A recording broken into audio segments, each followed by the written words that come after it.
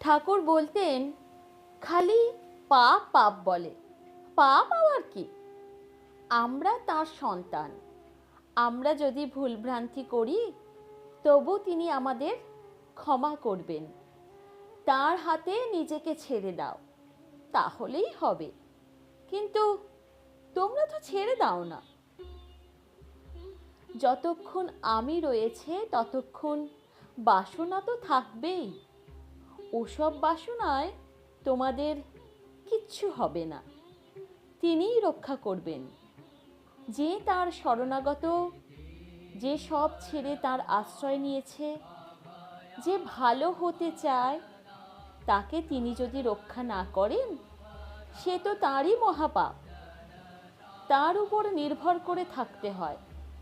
তিনি ভালো করতে হয় করুন, ডোবাতে হয় ডোবান। তবে ভালো কাজটি করে যেতে হয়, আর তাও তিনি যেমন শক্তি দেন।